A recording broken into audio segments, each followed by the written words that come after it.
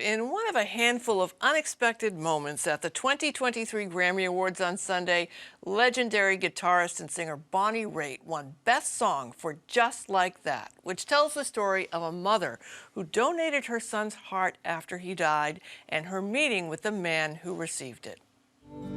It was your son's heart that saved me, and a life you gave us both. The song itself, a work of fiction, but Maine mother Charlene Slaver-Roosevelt couldn't be more real. After her son Joey died in 2016, his organs were donated, and in 2017, she got a message from the man who received his heart, Hamid Mahdavi. Since then, the pair have become incredibly close, and they both join me now to discuss. Hamid is also a member of the Heart Brothers Foundation, a Boston-based nonprofit to support heart failure patients and their loved ones. Welcome to both of you. Thank you for joining me. I want to start with you, Charlene. Talk to me about your reactions to the song and tell me about your son. Well, the song, of course, really touches me as it would any mother that's lost a child, being an organ donor or not, but especially. Joey was a old soul is the best way to describe him. He had chose to be an organ donor himself after he and I had a conversation about it, and it was something that he was passionate about. I didn't know he had actually done it until the evening he had passed. He was an amazing young man, and like any mother would say, he just enjoyed doing the simple things in life, playing chess. He was a funny guy too. His sister was his best friend, and it was just an unfortunate accident, that had happened. But in saying all that, getting to know his organ recipients has really helped me in the process of healing. Hamid's letter was just a blessing, and his kidney liver recipient's letter to Julie, I also know her pretty well. So that's really helped me through a lot of this. But I do understand the whole reaction when you hear your son's heart for the first time.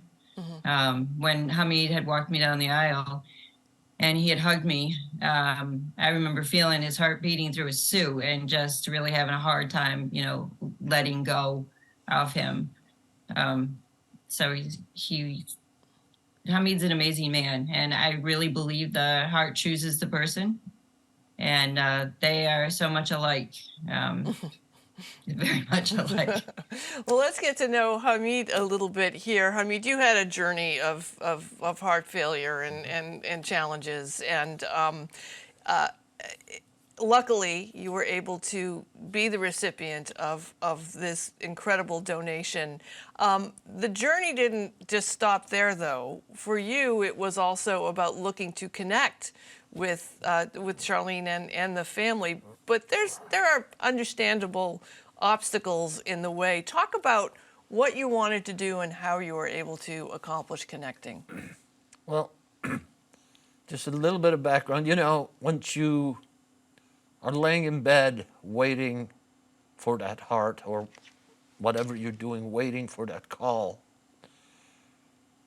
sometimes you get into this thought of, gee, for me to live, someone needs to pass. And that's a difficult place to be. So after I got the transplant and I wanted to connect with the person, I had a lot of reservations and trepidations of, should I do this? How the person going to feel? See, you have no knowledge of who that person is because of HIPAA rules and everything else.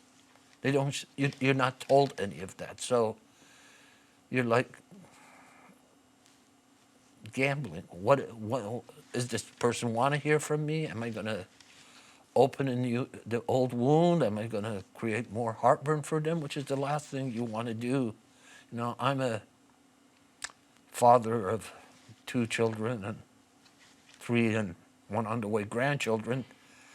It's a devastating thought, losing your child, and then just didn't want to bring that back to the forefront. So, make a long story short, the process is you write a letter, you send it to the hospital where you got transplanted, they forward it to New England Donor Services, and then they send it to the family of the recipient. They sort of keep everything blind. And then the opposite, if the person wants to respond, and they'll respond, and then so this letter became a major challenge for me. I wrote it a number of times. I tore it up, wrote it, had my wife read it, my daughter read it. It took a while to be able to come to getting the letter to where I wanted it to be and send it. And I had no idea what to expect, and I was totally surprised. We went on a trip. We mailed the letter, went on a trip, and when it came back, there was the letter with it. Long letter from Charlene, and a picture of Joey, and it was just all good. It was phenomenal, and we just started a dialogue. I responded to her letter. My wife wrote her own letter to Charlene, and then she replied again, and then I reached out to New England Donor Services. I said, can we communicate directly? They reached out to her. She said yes. And so then we started communicating. First it was a phone call here, a phone call there. And now at this point, we probably talk at least once a week. And we're probably texting or through Facebook or other social media every day. We're keeping tabs on each other. Charlene, was that a surprise to get the letter? Was that something that you had expected? I mean, I know I have know folks who have living donor situations with kidneys, and but they know the person who donated it, and I know that there are these safeties for your feelings and for to keep everyone safe as well. But did you expect the letter, and what were your feelings when you got it? Well, I had been waiting. Like I said, I was already communicating with kidney and liver recipient Julie. But I had been waiting for this letter because the Organ Donor Association let me lay next to my son that evening before the process happened, and I got to be with him through every step. And I remember when they came in the middle of the night and said, they had found the first recipient, and I had asked what it was, and they said the heart. And so, yes, I had been waiting for his letter, and I felt a tremendous amount of joy. That was my first, what this man was like, what he was doing, how was his heart, was he healthy, all of that. We're told when a recipient goes in and when they come out, that's all that we're told. For each one, we're called and we're told that. And but other than that, we don't know. So I was excited, but I think the most beautiful part also was his wife writing me as well, and especially when we met the first time. I met so many of his family the first time. That was just beautiful, because you plan in your head what you're going to say, but you really don't know what you're going to say. You don't know.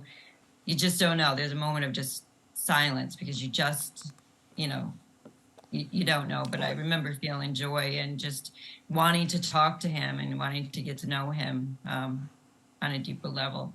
I mean, I know that this isn't an area that you're an expert in. You're an expert in it because it's happened to you. But it's the donor situation is such a challenge in the United States. What the work that you're doing, what do you hear from people who are both, awaiting a donor or thinking about in the living donor situation, volunteering to do a donation? It's tough. I mean, I do some volunteer work for New England Donor Services, so I've talked with them. I've been to their facilities, and then through my involvement with Heart Brothers, we end up seeing, and there's sort of many aspects to the story.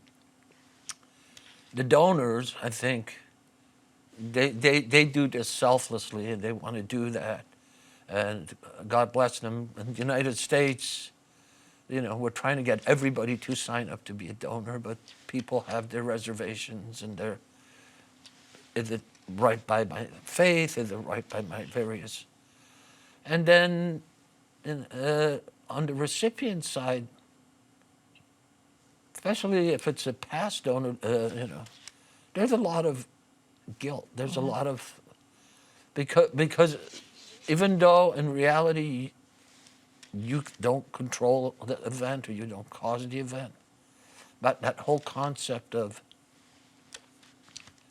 someone has to pass for you to live, that's a hard concept to get over with. And that's why many organ recipients, they hesitate, they don't reach out to their donor families.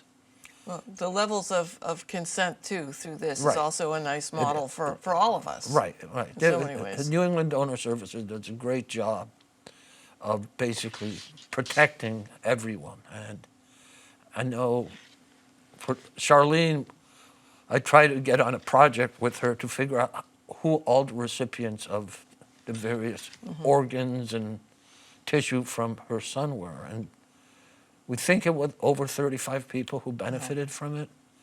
But when we try to get all their names and stuff, It's difficult. It's yeah. difficult. Charlene, Yes. you know what? Loss and joy, you know, which is kind of the par for the course for parenthood in many ways. But do you have a message for folks who you know are considering making sure that they're a donor on their license and letting their families know? Well, I'm also on the other side of the spectrum too, as well. My nephew has just received actually his second kidney.